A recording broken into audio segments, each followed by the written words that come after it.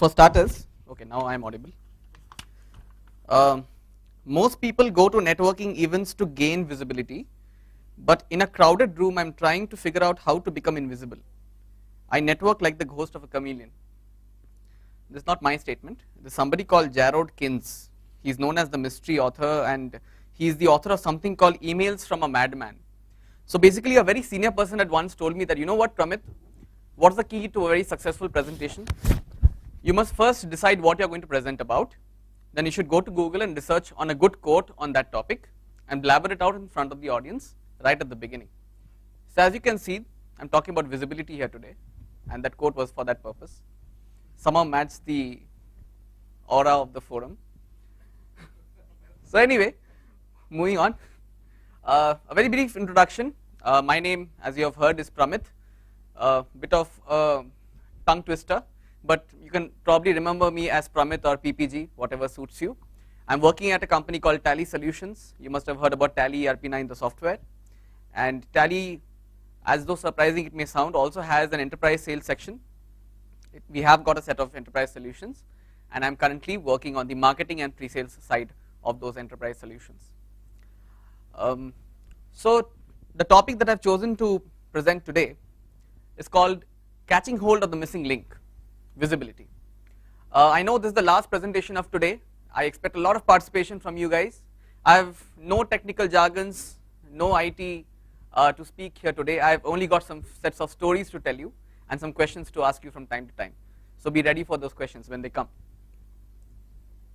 So I started working 3 years back, May 7th, 2012. I joined Tally Solutions, and we were all excited because we had just completed our MBA. We have got a job in a company, and me and my friends, we were in Bangalore. The training was going on. We were very excited. So we decided, okay, now the work pressure is not that much. Why not go for a trip? So we decided to plan a trip to this place, and I'll personally give 10,000 rupees to anyone who guesses what this place is. Have a good look. Huh? Okay, so this place actually is a place called Ramadevara Betta. Okay, obviously nobody has ever heard of this place before, but anyone in this room can tell me, why is this place so famous and so important? This is basically a place, you know, when you go from Bangalore to Mysore on the Bangalore-Mysore highway, there's a place called, exactly sir, this is the place where the film Sholay was shot. There's a place called Ramanagaram on the Bangalore-Mysore highway, and there is one small area there called Ramadevara Betta where Sholay was shot. So it's a very famous trekking destination, and people also go there not only to trek but also to check out the points where Sholay, the film, was shot. The sets are still kept there as it is, and we also decided, let's go there and let's check it out. So we made all the arrangements. I ended up making arrangements for all our outings. So the first thing I arranged for was transportation. The second thing was obviously food. Third thing is, yes, I'm today at an outsourcing forum. I have outsourced my social status to things like Facebook and Twitter. So yes, we all want good cover photos, we all want good profile photos. So yes, a high definition SLR camera was arranged for, and I got together a group of interested friends to go along with me for the trek. So we made all these arrangements and we started on the trek. We reached Ramanagaram and we roamed around and we couldn't find the Sholay shooting spot. So we were disappointed. I mean, we obviously did a trek, we ate out at some places, and then we came back. All my friends were more or less happy, but I am a very big Amitabh Bachchan fan, a very big Bollywood fan. I was disappointed like hell. This was the result. What was missing? Today, if I had something with me, which is the Gmaps. So back then we had just started working, we didn't have much money, we didn't have smartphones, nothing to tell us where exactly this Sholay spot was, nothing, and obviously we didn't know Kannada also. So, and back there in that particular area, people generally don't speak that much in English and Hindi. So we were lost. If something could have told me where is that Sholay spot, I would have reached my destination and I would have been happy. Coming to a business plan. What is the destination for a typical business? Can we fairly assume that the destination for any business is profits and growth? Correct? What do companies do to achieve that?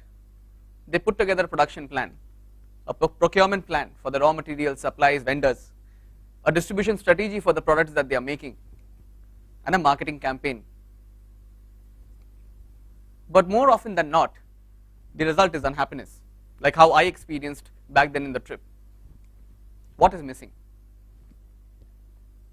That is the subject of my presentation today. We are here to explore what is the missing link, what can give companies that direction and that guidance to take them towards profits and growth. So let us explore. Let us work backwards to find out what is the reason what companies are missing out on today. So what is the long-term problem that we are talking about when we are talking about this? The long-term problem is probably a stagnant growth or a negative growth. Why that is happening is because of a short-term problem, which is low profits. When you keep having low profits year on year, you will end up having a very low growth and a very stagnant growth. Now, quick question to everyone over here. How many of you remember your class 8 maths lessons? Okay, give me the equation for profit. What is the equation for profit? Anyone in this room? Pardon, ma'am? Revenue minus cost, right? Yeah, exactly, that's what it is. Selling price minus cost price, that's what we have been taught, right, when we were children. Revenues minus cost, that's exactly what it is. Sales minus cost. So today if a company is suffering from low profits, what is exactly happening? Its sales are going down, its costs are going up. It is losing sales and it is facing increase in costs. So we will focus on both these problems individually for some time now. Let us first talk about lost sales. Why lost sales are happening? In one line, we can conclude that lost sales is being caused by stockouts. Why are stockouts caused? Number one is the non-availability of fast movers in the channel. What are fast movers? Items which are selling quickly, for whom the demand is very, very high. A customer walks into the store, if he doesn't get that item over there, the distributor or the retailer loses the sale, and probably he loses the customer forever. The second reason is lead time exceeding the customer tolerance time. So here I would like to dwell a bit on this concept of customer tolerance time. When you walk into a store to drink, say, Pepsi, if you don't get Pepsi, what will you do? Will you wait there for the next 2 hours saying that, okay, fine, if you can get me the Pepsi in 2 hours, it's fine with me? No, you'll not do that. You'll probably go on to Coke. If Coke is not available, you'll go on to water, or maybe coconut water or something like that. Your tolerance time for a product such as a beverage is very, very less. But so what if you are a person who has just bought a flat, you have got a bed and you want to buy a Kurlon mattress? You will probably still afford to wait for some time till you get exactly the mattress of your choice. So our customer tolerance time for various products keep varying from segment to segment. What companies need to ensure is that the lead time should not exceed the customer tolerance time, otherwise the customer will not wait for your product to be there to be sold. And the third and the most important reason for stockouts happening is this. Can anyone tell me what this figure depicts? Pareto's principle. So there was this guy in Italy in 1906 called Wilfred Pareto, who was counting peas in his garden, and he found that 20% of the pea pods have 80% of the peas, and slowly he started applying to other businesses. He found out that 20% of your customers give you 80% of sales, 20% of your products give you 80% of the revenues, so on and so forth. And the opposite also works. What happens in a typical distribution scenario when it comes to FMCG and CD is that wholesalers or the company themselves, they resort to doing business more and more with those distributors who are willing to buy in more number of stocks, who are willing to invest more money. As a result, the company ends up dealing with a very few set of distributors, and they ignore the long tail of those 80% of odd distributors who are not willing to spend that much of money. And the same also happens when you're dealing with SKUs. Companies, in trying to maximize their profits, try to push those SKUs in the market which are selling fast. those 20% of SKUs which are selling fast. They tend to ignore supplying those 80% of SKUs which are probably not doing that well. But what it does is 80% of your SKUs and your retailers are ignored, whereas 20% of SKUs and retailers are encouraged. And the regions where this 80% is lying is totally ignored. There is no idea of the demand of that particular area which is being serviced by these 80% of retailers who have been ignored by the principal company. Obviously, you lose sales in those areas as well. So, to sum it all up, these are the reasons which lead to stock out, and stock out leads to lost sales. Now, we will come to the other problem that I was talking about, which is increase in costs. Increase in costs is caused by overstocking. Overstocking is caused by this. Month end is the biggest festival every principal company in FMCG and CD celebrates at the end of every month. There is a very strange increase in purchase patterns in their channel at the last week of every month. Why does this happen? Let's explore the reasons. The first step is sales targets are set. The sales people of the company are given targets to fulfill. They go out to the market and they interact with the distributors. You sell some amount of your stock in the first week, in the second week and the third week, and then when you find that, oh my god, I'm lagging behind by so much, and that so much gets dumped on the distributor on the last week of every month, which contributes towards month end. What happens over a period of time? Initially the distributor is very excited, okay fine, let me take more stock, and then the distributor tries to push that stock to the retailer. Retailers are selling to people like us, which are household customers. Now tell me one thing, do we buy more toothpaste at the end of every month? Do we buy more rice at the end of every month? Our purchase patterns do not match the way in which the stocks are being supplied. So what happens at the end of the day? At the end of the day, the retailer becomes smart. He becomes smart to figure that stocks are not being purchased by the customer only at the last week of every month. It's a more equitable distribution. So he starts bugging the distributor for discounts. Okay, you want me to take more stock? I will take more stock, give me discount. Distributor ends up giving discount to the retailer, and then distributor learns from the retailer and does the same nakra with the principal company. Oh, you want me to take more stock? Give me a discount and I'll take it. And this is how the entire deep discounts flow down to the entire channel. But what happens in essence is, at each level of the supply chain, you have slow moving and non-moving goods which are piled up at the distributor's location as well and the retailer's location as well. What it does, it blocks your working capital and it works your space. Working capital, because your money is spent or money is blocked on slow or non-moving goods, you can't invest on other things, and your space, it increases your carrying cost. Overall, it leads to a increase in your costs.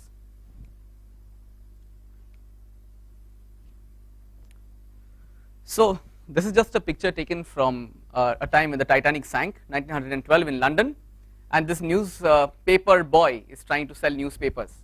A newspaper is a very funny item to sell. Its demand is magnanimous in one day, and just the next day, once it is 12 o'clock, its value is nothing. So you have to be very careful, a newsboy has to be very careful how much of newspapers he needs to keep with himself, so that he is not exceeding the demand or is not falling short of the demand. So this model in essence is called the newsboy vendor problem. You can probably read it up later. But what we are talking about here is a stock out is happening when your supply is less than your demand, and an overstocking is happening because your supply is greater than your demand. So we'll just summarize what we went through till now. So the first thing is, we face the problem of low profits, which is happening, which is leading to stagnant or negative growth. That is happening because of two things: loss in sales and increase in costs. Loss in sales is happening because of stock out, increase in costs is happening because of overstocking, and both these problems are happening because of a mismatch in supply and demand. And that is happening because you as a principal company are not able to estimate your demand properly. So what is the solution? How do we estimate the demand correctly? So somebody is saying estimate the demand correctly, but how can I estimate demand? There's so much of uncertainty around. So somebody says, listen to the Red Indian story. Okay, so let's listen to the Red Indian story. As I promised you, there'll be some stories along the way. So in this remote Red Indian village in America, a new godman or chief man was appointed, and chief men are supposed to be very good at predicting weather and other things because they are supposed to be very close to God. So the villagers went up to the godman and asked, tell me sir, tell us, how cold is the winter going to be? So the chief says, it's going to be very cold indeed. The villager says, sir, आपका तो God के साथ connection है, एक बार बात करके देख लो. Why don't you speak to him and let us know how cold is the winter? But the godman was actually a faff. I mean, he didn't really have any connections with God. So he says, I'll speak to him and I'll let you know. So what the godman does is, he goes to the meteorological department and asks them, sir, please tell me how cold is the winter going to be? The meteorological department says, yes sir, the winter is going to be very, very cold. So he comes back and says, listen, you guys collect as much wood as possible because God has told me that the winter is going to be very cold. So they start collecting wood. After a few days, the villagers come back to the godman once again and they ask, sir, is it enough or should we pile up more wood? Godman says, hold on, let me just talk to God once again and come back. So he again goes to the meteorological department and he again asks them, sir, are you sure that the winter is going to be very cold? It's going to be very, very cold. Ask your people to prepare themselves properly. So at that point the godman had a doubt. So he asked them, sir, ये जो आप इतने confidence के साथ बोल रहे हो कि the winter is going to be very, very cold, what is your mechanism to make that statement? And the meteorological department guy said, you know what, Red Indians are very good at predicting weather. So we keep an observation on their activities. We have seen this village collecting firewood like crazy. So the winter must be very, very cold. And that's exactly what probably happens to us when we are trying to estimate our demand. What I'm trying to tell you here is that this is what is happening today. I think A is selling, B is doing okay, C is not selling. But what should be happening? I know A is selling, B is doing okay, C is not selling. What's the verdict? There is no visibility of stock and sales. So that provides the answer to the missing link that I have been exploring. These are the two components, stock information and sales information, which is required for you to walk towards that goal or that destination of profits and growth. Now, frequently asked questions which companies ask us sometimes. Tally has been providing the stock and sales information at the enterprise level. Do I need this visibility? Is what principal companies ask us. So we ask them this question. What is the difference between these two animals? One is vegetarian, while the other is non-vegetarian. Okay? What will happen if this happens? What if both of them turn blind? What will happen? Who will survive if both of them are blind? Elephant will survive. Why, sir? Why will the elephant survive? Correct. An elephant's food is not running away. An elephant, even if he is blind, will sooner than later bump into some of the other tree or some of the other plant and still get his food. But if a cheetah is blind, he is dead. Because his prey, it might be a deer, it might be a rabbit, it might be anything, is constantly running away from it. So what I am trying to say here is, these are the representations of the type of companies that generally exist. The elephant is the representation of a monopoly, while the cheetah is a representation of an oligopoly. So today, if you get the most crappiest seat in the Indian railways, will you make a fuss about it? No. मैं किसी और company के railway से travel करूंगा. Is it possible for you to make that statement? No, because Indian Railways is the only provider of that service. It's a monopoly in that service. But today, if you probably you have a car and you generally go with Apollo tires, and for some reason you didn't have a good experience with it, you have n number of options to switch to.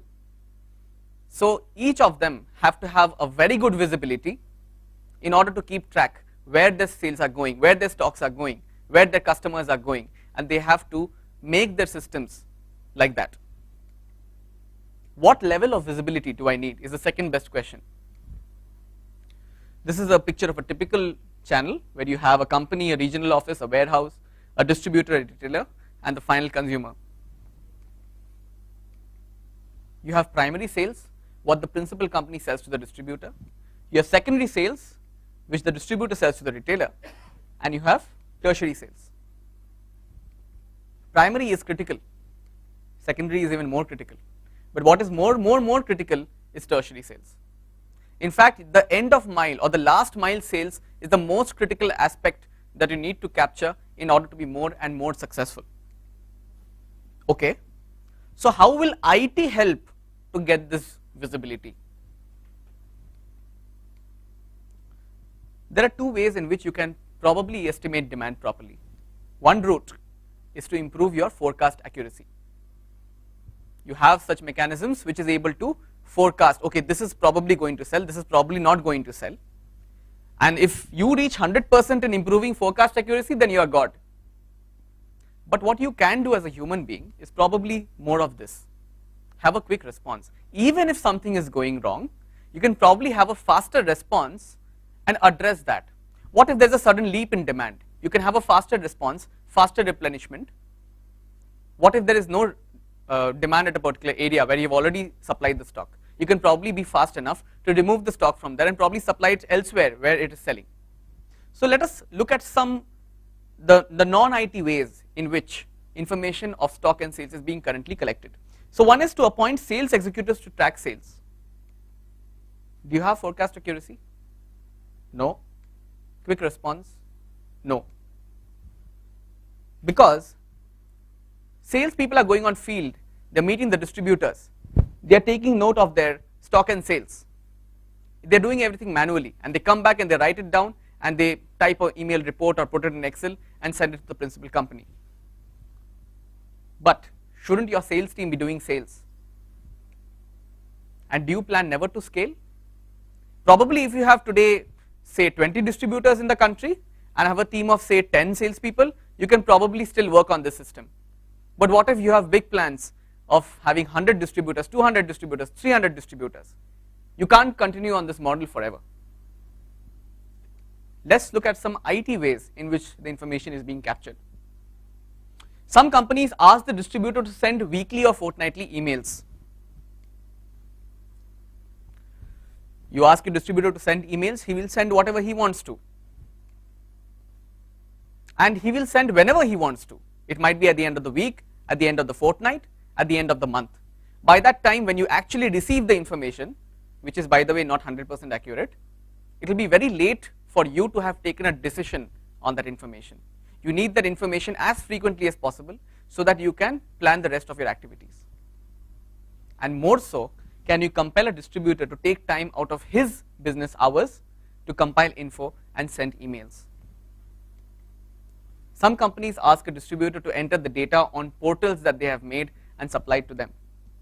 Forecast accuracy still doubtful because the distributor will put in any data that he feels like in the portal. There is no way of cross-checking that whether the data that is entered is correct or not. Quick response, yes, because some portals have some checks built in which the distributor, even if he doesn't put in, he'll probably receive a call from some regional office and ask, sir, please put in the sales information or stock information.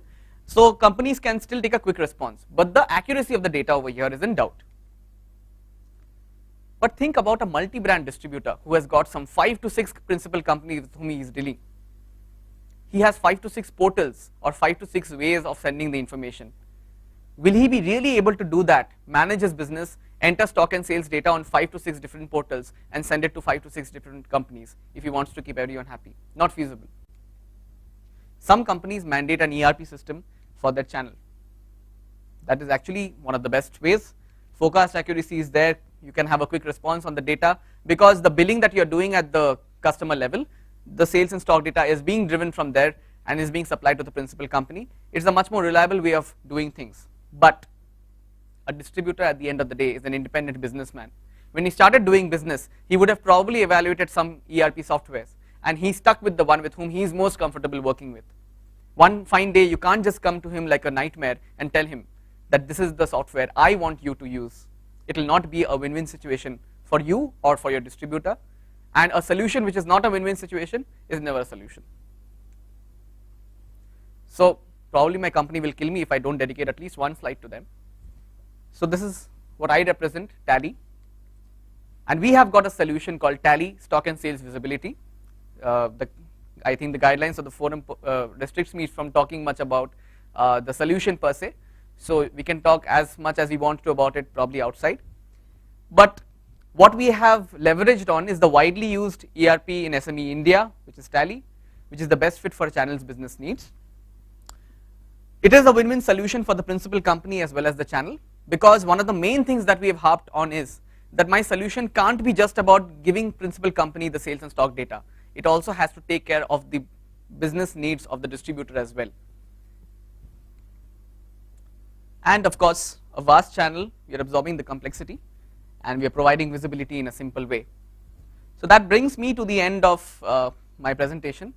So anyway, I have written some conceptual articles on LinkedIn. Would be glad if you can have a look, provide your feedback, and also if we can become friends on Facebook, that will also be very fine. Thank you for bearing with me. It has been a wonderful experience coming here all the way from Bangalore to talk to you people. That's all from my side. Thank you so much. Happy Valentine's Day in advance.